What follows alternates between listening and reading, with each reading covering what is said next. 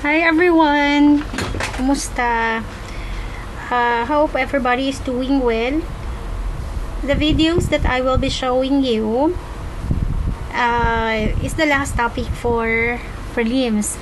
It might be that there are successions of these videos as I am just using a freeware, so I am limited to a maximum of 10 minutes, and after which the video will be concluded, and then later I have to just edit the video and continue with the next preceding video. So what I will be doing is, on the file names I will be putting the sequence, and that will be your guide. It is important to review the slides uploaded by the groups. Remember that we have our Google Drive, and that we are sharing the notes of the different reporters. Also, there are topics, and those topics are uttered in video as well. So please try to go over, review the slides, check on the reports, and hopefully during our online discussion you were able to take down notes. So as these are the inputs, then this will be elaborated. Some of the topics will be elaborated in this discussion. Okay, so as I will discuss the lesson, it's your initiative to take down notes. Of course, I have to encourage everyone to take down notes. I don't have slides for these videos, but however, I have to manipulate directly on the screen. Please try to take down significant details. On your ELIP announcement, please try to check your ELIP announcement after the discussion of the debug command, because the exercises will be uploaded. Again, in this quarantine period, we are using the self-paced mode, and that as you are available, feel free to upload or comply with the exercises. Okay, so just let me know if you have difficulties on the exercises given, as well as with these provisions. Okay, so let's get started in this discussion. It is already assumed that you have your MS-DOS box. Okay, also I assume that you have your systems for emulator and 8086 assembler. Okay, for now I will be dealing with the debug commands, and that your MS-DOS box is required. Okay, so simulan na po natin. We have to enable your MS-DOS box. Okay, so saan yung kanina nandito siya. So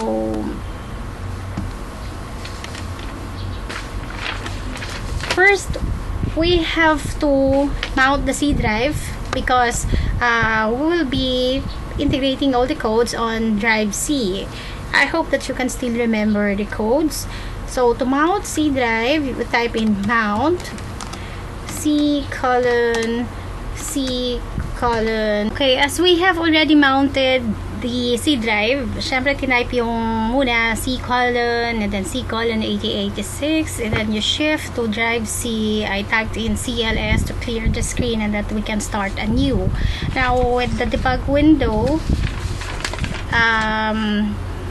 I will be switching from time to time on this slide, on this file, because we have the list of codes, and of course you can always check on your DOS box, and if you happen to check on the list of codes for our debug command, all you need to do is to type in debug and then press enter and the question mark.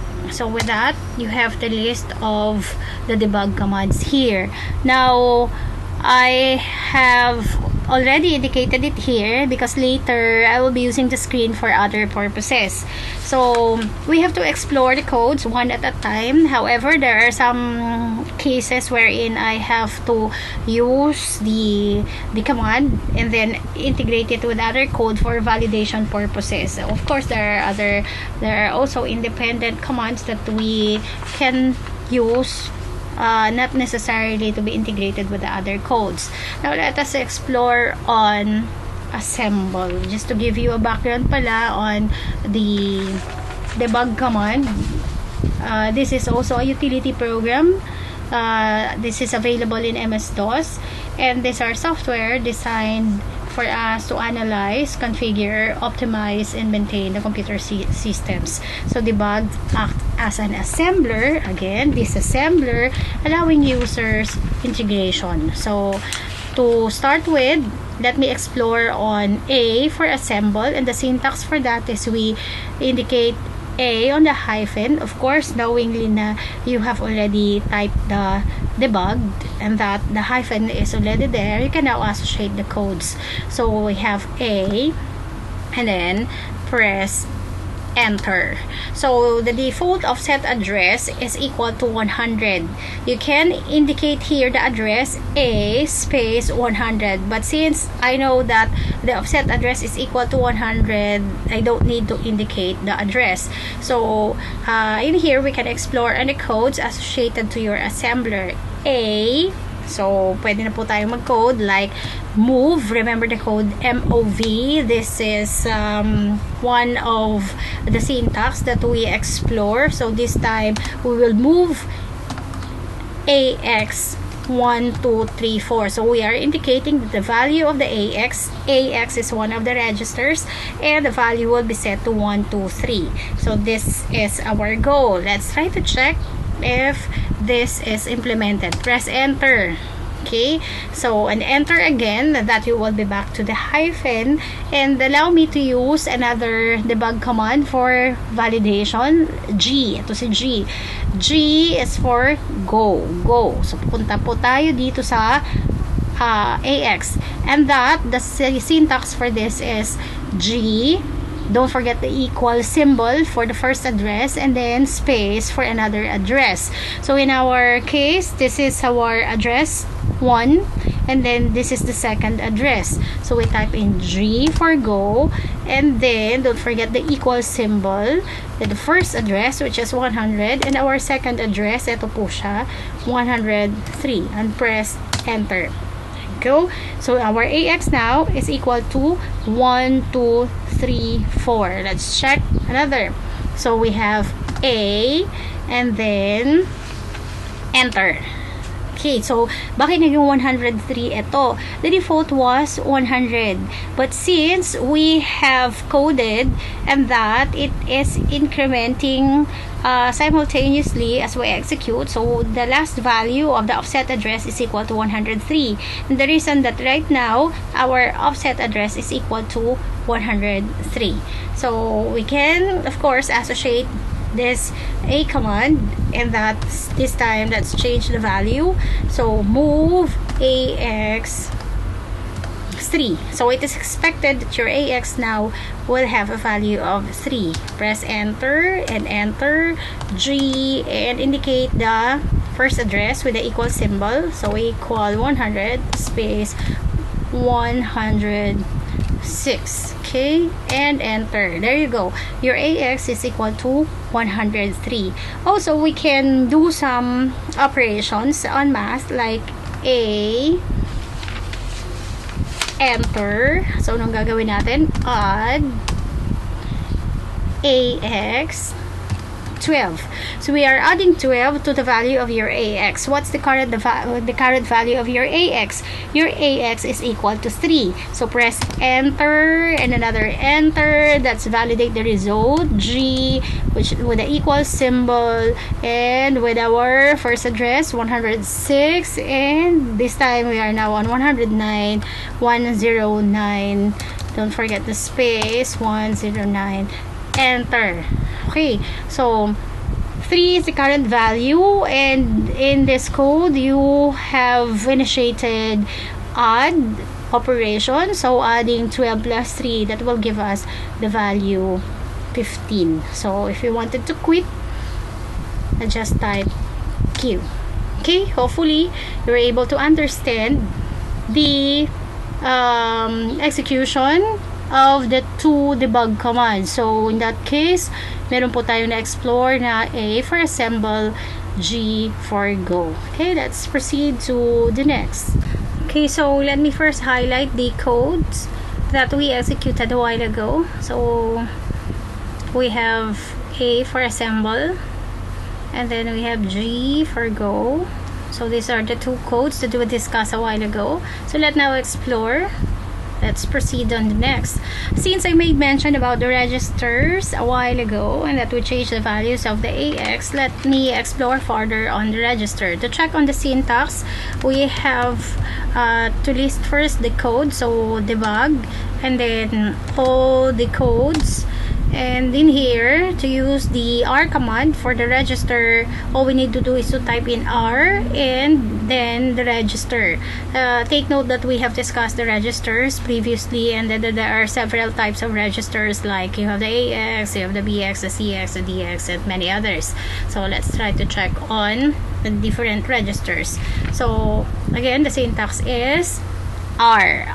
Okay, type lang po natin R, then press enter. So it displays the complete listing of the CPU registers. Nandito yung sinabi nating mga AX, BX, CX, DX. Okay, so now we can change the content same as we did previously on the assemble. However, take note kanina we made mention about the offset address. The offset address is different from the content. What you are seeing now are the contents of the register. So AX is 00, BX 00. These are the contents. So let's try to change some values of the registers, like we have R, the syntax is R, and the register. Suppose I am changing the contents of BX, R, BX, enter. Okay, so the current value is displayed. Now you have to give the value for BX. So if I have 2, 3, 5, 4, and then press enter. Let's try to check the contents of your BX. R, enter. So we're able to change the contents of your BX. This time we have 2, 3, 5, 4. So one good thing with this debug command is that we can directly change all the values of the registers. So also we can manage to change all other values here as long as you have the syntax R and then the specific register. Okay, so and that's it for the registers. Take note, huwag natin kalimutan na ito po ay hexadecimal values. Suppose I will be changing the value of the register CX. Enter. And if I will be considering values, hexadecimal values, what are hexadecimal values? These are 0 hanggang F. So if I have say 2, 3, FF, would it be possible that this will now be the new value of the CX? We press enter, check the contents, R, and press enter. So the value of our CX register was changed to 2, 3, FF. Okay, so to explore other codes and other codes, let me quit this and let's proceed to the next. Press enter. So since we were able to explore R, i-highlight na po natin dito si register. Okay. Okay, for us to explore the next code, let me clear the screen. CLS to clear the screen. Next, let's explore on dump. Ano yung dump? Let's have, okay, ito si D for dump. So the syntax is on the debug, the hyphen, type D, and then set the range. This example is still related to the registers. Okay, so we'll have D. Okay, so debug muna, and then press enter. We're now ready to put the debug commands. So we have the syntax D, and this time we have to identify the range. Now, okay, so before this, it would be better for me to check on the registers po muna so that you will have an idea on what are the things that we are manipulating here. So we have R. This time, let's explore on DS. Okay, so let's have this explored on dump. So we have D, and then DS, and our range, let's start from 0, 0. Okay, press enter. So as you can see on DS, we have the offset address. Ito siya. So the rest of the offset address are noted here. Yan po yung kanyang offset address, and that it is also indicated dito po sa ating R. So the reason that I coded first the R for you to check on the contents of our DS. So by typing DS with this offset address, it's giving us the value of the current offset address of DS. Now, as you can observe in this illustration, there are printable values. So ano po yung printable values dito? Ito, makikita natin, this is a greater than symbol, and this one is 0 or O. Tingnan po natin yan sa ASCII characters mamaya. Okay, so if you are to count all this, sabi nga natin, there are 16 bits all in an 8086 assembler. So counting this, ito, the first 8, ito siyang first 8, may dash po yan, naghiwalay po dito ng first 8 bits and then the second 8 bits. So all in all, there are consideration of 16 bits. Now, as you interpret the values, itong 0 na to, sa pangilan po siya, 1, 2, 3, 4, 5, 6. So, ibig sabihin, 1, 2, 3, 4, 5, 6, 4F, ang value po niya ay itong symbol na to. Well, titingnan po natin if we are correct to our assumption. So, remember that you have the emulator. So, check on the emulator because in your emulator, meron po tayo makikitang ASCII code. Saan na ulit? So, emulator, and that we have our ASCII. So, new. Okay lang tayo ng okay dyan. Ang importante, makita po natin for now yung ating ASCII code. Okay, so ito po yung ating ASCII code. So, ano po yung value na tinitingnan natin? Let's go back from here. Okay, so we are looking for the value for F. Saan po natin makikita itong 4F sa pagkadami-dami po nito? So, okay, so we're looking for the value of the 4F. So, click. Ito ay 7B. Nasa B pa lang tayo. So, kailangan makita natin itong 4F na to. So, we have 5B, and then 4, ito. So, we have 4F, letter O pala yun. So, the value of the 4F is equal to O. So, that's why, as we have this 4F, ito siya, ang equivalent bit na to is displaying on the value letter O. So, same as with the interpretation here. So, you have to count the number of bits. So, kung ito ay pang, andyan siya sa significant bit, tingnan natin, 1, 2, 3, 4, 5, 6, 7. So, pang 7 po ito. 1, 2, 3, 4, 5, 6, 7. So, yung 3F natin dito sa ASCII code na yan, for sure, that is equivalent to a question mark. Please check on this. Okay? Now, what if we're going to work on the defined values? Halimbawa, gagawa po tayo ng values. Just a simple display of hello. So, you have 48 CH, CE is 45, and then CL, dalawang 4C, and then O, 4F. Okay, so enter po natin yan, and that we have to enter values. To enter values, meron po tayong E for enter. Saan po yan? So, let me go back here. Ayan po si E. The syntax is type in E and then your addressed list. So, let's code this.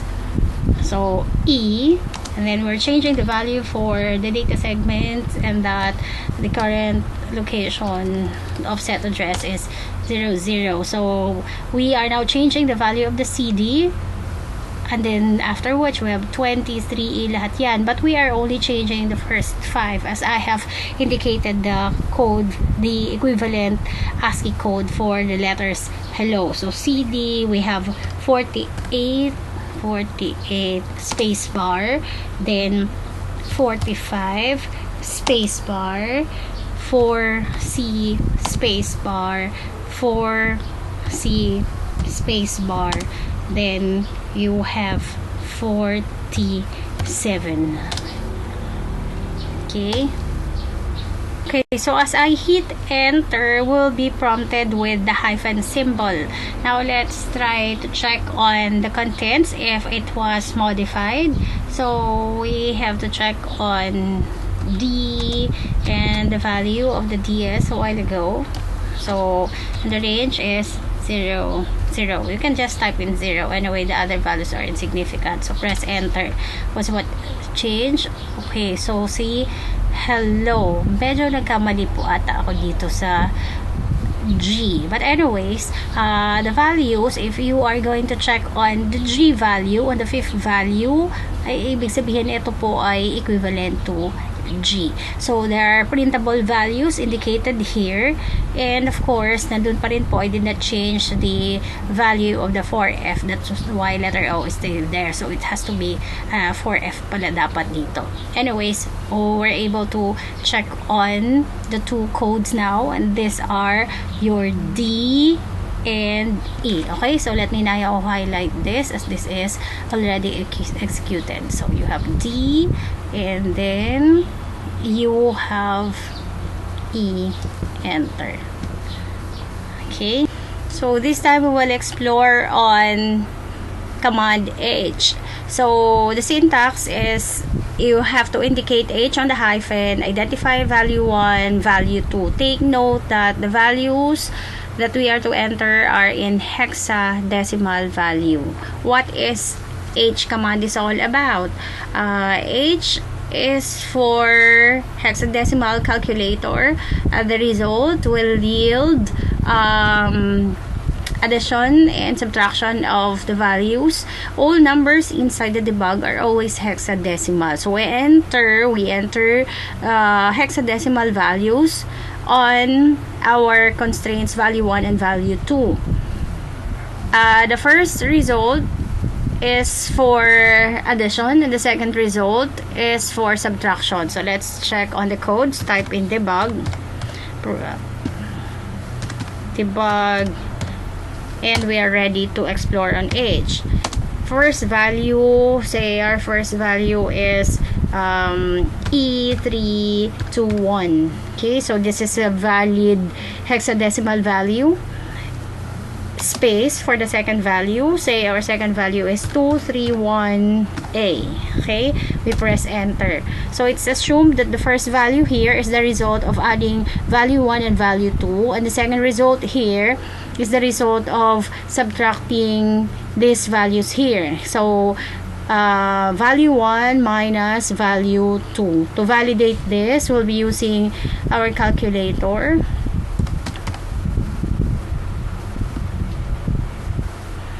Okay, so we have to indicate the number system. It has to be in hex. Then indicate the first value. We have E321. Okay, so addition first, plus the value 231A, equal. Do we have consistent result? Okay, so the result is 063B. However, if it is in hexadecimal value, as we said, the maximum value is 4 digits all in all, so it will ignore this. So we have the significant values, that is 063B. Okay, so as we will check on the next value, tingnan po natin if we have consistent result. Again, the maximum of 4 digits. So we have E321. This time we have subtraction, minus 231A equals. Okay, so we have C007. So we just validated these calculations, and that again, H is a hex calculator that will yield result for addition and subtraction. So we have the sum here, and this is the difference. Okay.